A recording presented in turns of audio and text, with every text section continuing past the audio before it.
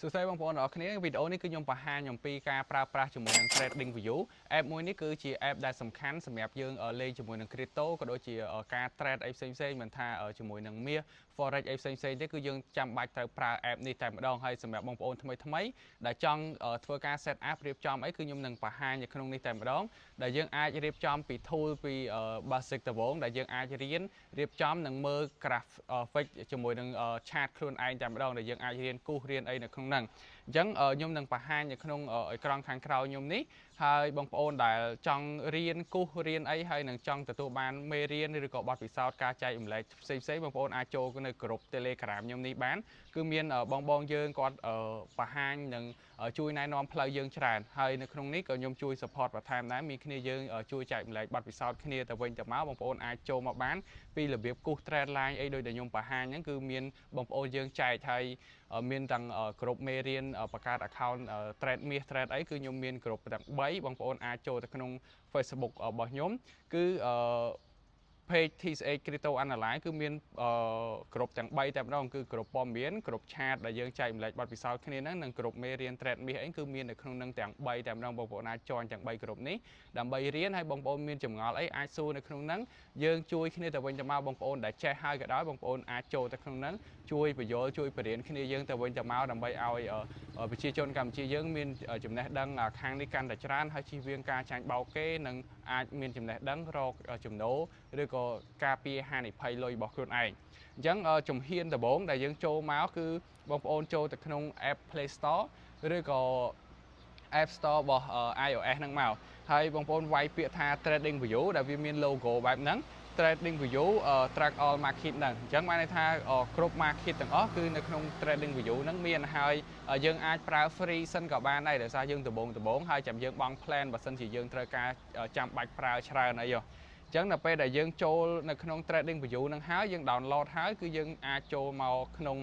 នេះមកគឺវា load បែបនេះអានេះគឺខ្ញុំប្រើរួចរាល់ហើយអត់ថ្មីទេអញ្ចឹងបងប្អូនអាចឃើញខុសខ្ញុំហើយអ្វីដែលសំខាន់គឺបងប្អូនអាចធ្វើការលុបវាបានអានេះហ្នឹងបងប្អូនអាច remove ដែលវា recommend ឲ្យដែលយើងអត់ប្រើដូចជា Apple ដូចជាអីហ្នឹងយើងអាច remove ទៅចុច hold វាឲ្យជាប់ទៅហើយយើង remove វាបានហើយចុច hold វាឲ្យជាប់បែបនេះគឺយើង remove ដែលយើងអត់ប្រើចោលបានហើយនៅពេលដែលយើងចង់ប្រើគឺយើង add pair ណាឧទាហរណ៍ថាយើងចង់ trade ជាមួយនឹង BTC ឬក៏អីគឺយើងអាចយកជាមួយសញ្ញាលេខបូកខាងលើនេះមកបងប្អូនអាច add វាដាក់សញ្ញាបូកនេះអញ្ចឹងវាចូលទៅ favorite របស់យើងហើយអញ្ចឹងខ្ញុំដូចជាមាសនេះគឺខ្ញុំដាក់ហើយឧទាហរណ៍ថា BTC អញ្ចឹងមក BTC USDT អញ្ចឹង USDT អញ្ចឹងវាចេញមកគឺវាមានបែបនេះគ្រប់ market ទាំងអស់បានគ្រប់ exchange USDT ជាមួយនឹង Binance អានេះវាដើរត្រូវជាមួយនឹង chart Binance អានេះជាមួយ Bybit ជាមួយ OKX អីផ្សេងទៅហើយចំពោះអានេះគឺ spot ទេហើយសម្រាប់អ្នកដែលចង់លេងជាមួយ future គឺយើង USDT ហើយអក្សរ P មួយពីក្រោយមួយទៀតបែរថា perp នេះអញ្ចឹងគឺជាដើរត្រូវជាមួយនឹង future អាហ្នឹងគឺយើងអាចដាក់កន្លែងហ្នឹងបានដាក់សញ្ញាបូកនេះមកគឺវានឹងចូលឲ្យ pair មួយណាក៏បានដែរពេលដែលយើងដាក់សញ្ញាបូកវានឹងចូលមក watch list របស់យើងគឺមានទាំងអស់បែបនេះហើយរបៀបដែលយើងចូលមើល chart ដើម្បីងាយស្រួលបងប្អូនចូលពាក្យថា chart នេះមកចូល chart នេះមកគឺវាមាន pair ឲ្យយើងរើសហើយខាងក្រោមនេះគឺយើងអាចដូរwatch list ដែលយើងដាក់មិញហ្នឹងរបស់ខ្ញុំមានទាំងអស់នេះអញ្ចឹងយើងអាចអស់បែបនេះមកងាយស្រួលយើងបដូរពី chart pair មួយទៅ pair មួយដូចខ្ញុំបដូរទៅកា ENA អញ្ចឹងវា load chart ENA មកហើយនេះហើយខាងក្រោមនេះបន្ទាប់មកគឺយើងមើល time frame បែរថាមួយ candle អានេះ time frame 1h ហ្នឹងគឺ1ម៉ោងអញ្ចឹងមួយ candle នេះគឺវាដើរ1ម៉ោងហើយវាមានម៉ោង countdown ខាងក្រោយនេះអញ្ចឹងបើយើងចង់មើលមួយថ្ងៃមួយស្អីគឺវាមានតាមនឹងទាំងអស់មួយថ្ងៃយើងចូលមួយ day មកនេះអូខេយើងចូលមួយ day ហ្នឹងមកគឺវាជាឆាតជាថ្ងៃបែបនេះឲ្យយើងមើលហើយអានេះយើងចុចវា tag លើនឹង2ដងវា load បែបនេះអានេះខ្ញុំ set up ហើយអញ្ចឹងសម្រាប់បងប្អូនថ្មីគឺអត់ទាន់មាននៅគៀនេះទេគៀនេះបានន័យថា tool ដែលយើងត្រូវប្រើឧទាហរណ៍ដូចអានេះអញ្ចឹងគូស tool អញ្ចឹងយើងចង់គូសវាបែបនេះអីអញ្ចឹងទៅឬក៏អានេះយើងចង់គូសនេះអានេះយើងចង់គូស support trend line អីអញ្ចឹងនេះខ្ញុំគូសមកអញ្ចឹងនេះយើងដាក់ចេះមកយើងគូសចេះមកអាហ្នឹងយើងគូស support គូសអីសម្រាប់ចំណាំខ្លួនឯង អាហ្នឹងគឺយើងអាចធ្វើបែបហ្នឹងហើយនៅអាគារនេះយើងអស់ឡើងលើចុះក្រោមទៅគឺវាខ្ពស់វាទាបហើយអានេះគឺយើងអាចកន្លែងនេះយើងទាញប្រើដៃពីរទាញចេញទាញចូលអាហ្នឹងបងប្អូនរៀនចុចខ្លួនឯងទៅយល់ហើយចំពោះ tool នៅគៀននេះគឺយើងត្រូវចូលនេះបងប្អូនចូលអាកន្លែងរូបប៊ិចនេះដើម្បី add tool អញ្ចឹង tool មួយណាដែលយើងត្រូវប្រើដោយ tool នេះអញ្ចឹងវាមានបន្ទាត់ត្រង់អីចឹងទៅយើងអាចតេស្តមើលខ្លួនឯងបានយើងចូលអាកន្លែងនេះដើម្បីមើល tool អូខេ tool ហ្នឹងមកគឺវាមានអស់ច្រើននេះបងប្អូនមើលអានេះខ្ញុំដាក់ favorite បាយណាដាក់ void list ហើយនេះវាមាន trend line វាមានអីខាងហ្នឹងហើយយើងពេញចិត្តអាមួយណាដែលយើងចង់ប្រើដូចជា text ដូចជាអីហ្នឹងយើងចុច hold ឧទាហរណ៍ខ្ញុំចង់ប្រើ array នេះចឹងយើងចុច hold វាឲ្យជាប់មកគឺវាមាន add to favorite ហើយនៅពេលដែលយើង add to favorite គឺវា load មកកន្លែងហ្នឹងហើយអានេះយើងអាចដូរទីតាំងវាបានធម្មតាទេអត់បញ្ហាអីទេគឺវា load មកយើងស្រឡាញ់អាមួយណាយើងដាក់អាមួយហ្នឹងមកហើយមួយទៀតជាមួយនឹងបងប្អូនដែលចង់តម្លើងជាមួយនឹង indicator យើងនេះ indicator ដូច RSI ដូចអីខ្ញុំយកនេះចេញដូច RSI អានេះ RSI នេះអញ្ចឹងយើងចង់តម្លើងគឺយើងចូលមកកន្លែងនេះអា tray ចុច3នេះយើងចូលមកចុច3ហ្នឹងហើយវាមានពាក្យថា indicator អញ្ចឹងយើងចុចយក indicator ហ្នឹងមកហើយបងប្អូនចង់តម្លើងមួយណាដូច RSI ដូចអីដែលបងប្អូនយើងប្រាប់នៅក្នុង group ដែលមាន tool ដែលយើងតែងតែប្រើហ្នឹងយើងវាយមកនេះ RSI